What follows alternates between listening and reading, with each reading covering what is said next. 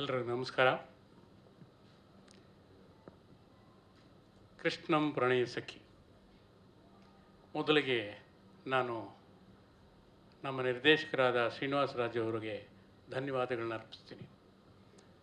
ಅವರು ಆವಾಗವಾಗ ಫೋನ್ ಮಾಡಿ ನಾವು ಮಾತಾಡ್ತಾನೆ ಇರ್ತೀವಿ. ನಾನು ದಂಡುಪಾಳ್ಯದಲ್ಲೇ ಮಾಡಿದ್ದೆ. ಮತ್ತು ಈ ಥರ ಒಂದು ಸಿನಿಮಾ ಮಾಡ್ತಾಯಿದ್ದೀನಿ, ಹೇಗಿದ್ದೀರಿ, ಆರೋಗ್ಯ ಹೇಗಿದೆ?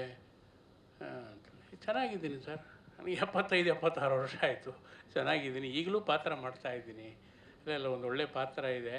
ನನಗೆ ಯಾರೋ ಮಿಸ್ಲೀಡ್ ಮಾಡಿದ್ರು, ಅವರು ಪಾತ್ರ ಮಾಡ್ತಾರೋ ಇಲ್ವೋ ಬಿಟ್ಬಿಟ್ಟಿದ್ದಾರೇನೋ. ಇಲ್ಲ ಸರ್ ಮಾಡ್ತೀನಿ ಅಂತ ಹೇಳ್ಬಿಟ್ಟು ಅವರು ಪ್ರೊಡ್ಯೂಸರ್ನ ಕಳಿಸ್ಕೊಟ್ಟು ಅವರು ಶರತ್ ಅವರು ನನ್ನ ಹತ್ರ ಮಾತಾಡಿ ಈ ರೀತಿ ಇದೆ ಸರ್ ಅಂತಂತೇಳಿ ಬಹಳ ಸೊಗಸಾದ ಒಂದು ಪಾತ್ರ ಮಾಡಿದ್ದೀನಿ. ಬಹಳ ವರ್ಷಗಳೇ ಅಂತ ಹೇಳ್ಬೋದು. ಏಕೆಂತಂದರೆ ಹಿರಿಯ ಕಲಾವಿದರು ಅಂದ ತಕ್ಷಣ ಅವ್ರಿಗೆ ವಯಸ್ಸಾಗ್ಬಿಟ್ಟಿದೆ, ಅವ್ರು ಏನು ಪಾತ್ರ ಮಾಡ್ತಾರೋ ಇಲ್ಲೋ ಏನೋ ಎತ್ತು ಅಂತ ಹೇಳ್ಬಿಟ್ಟು ಭಾಳ ಕೇವಲವಾಗಿ ಮಾತಾಡೋದು ರೂಢಿ. ಅದನ್ನು ಎಲ್ಲ ಬದಿಗೊತ್ತಿ ನನಗೆ ಬಹಳ ಒಂದು ಒಳ್ಳೆಯ ಪಾತ್ರ ಬಹಳ ವರ್ಷಗಳಾದಮೇಲೆ ಶ್ರೀನಿವಾಸರಾಜ್ ಅವರು ಕೊಟ್ಟಿದ್ದಾರೆ. ಅದಕ್ಕೆ ತುಂಬ ಹೃದಯದ ಧನ್ಯವಾದಗಳು. ನಾನು ಈ ಹಿಂದೆ ಗಣೇಶ್ಗೆ ಒಂದು ಮೆಸೇಜ್ ಮಾಡಿದ್ದೆ. ನಿನ್ನ ಕೆರಿಯರಲ್ಲಿ ಫಸ್ಟು ಮುಂಗಾರು ಮಳೆ, ಅದಾದ ಮೇಲೆ ಅದಕ್ಕಿಂತ ಒಂದು ಒಳ್ಳೆಯ ಸಿನಿಮಾ ನೀವು ಮಾಡ್ತಾಯಿದ್ದೀಯಪ್ಪ, ಅದಕ್ಕಿಂತ ಹೆಚ್ಚಿನ ಹೆಸರು ನಿನಗೆ ಬರುತ್ತೆ ಅಂತಂತ ಹೇಳ್ಬಿಟ್ಟು ಆತನಿಗೆ ಹೇಳಿದ್ದೆ.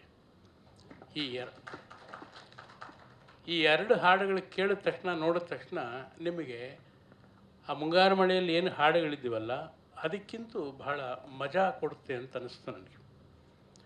ಡ್ಯಾನ್ಸ್ ಅಂತೂ ಚಿನ್ನಮ್ಮ ಡ್ಯಾನ್ಸಲ್ಲಿ ಎಷ್ಟು ಲವಲವಿಕೆಯಾಗಿ ಆತ ಮಾಡಿದ್ದಾನೆ ಅಂತಂದರೆ ನಿಮಗೆ ಪುನೀತ್ ರಾಜ್ಕುಮಾರ್ನ ಮರೆಸಿಬಿಡುತ್ತೆ, ಅಷ್ಟು ಸೊಗಸಾಗಿ ಡ್ಯಾನ್ಸ್ ಮಾಡಿದ್ದಾನೆ.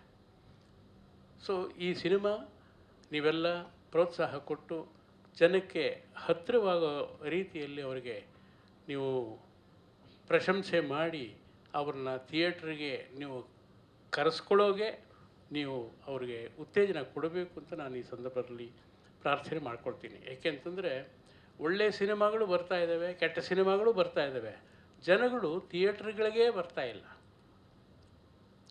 ಗಣೇಶ್ ಏನು ಸಾಮಾನ್ಯವಾದ ನಟ ಅಲ್ಲ, ಸುಮಾರು ಸಿನಿಮಾಗಳನ್ನು ಸಕ್ಸಸ್ ಕೊಟ್ಟಿದ್ದಾನೆ.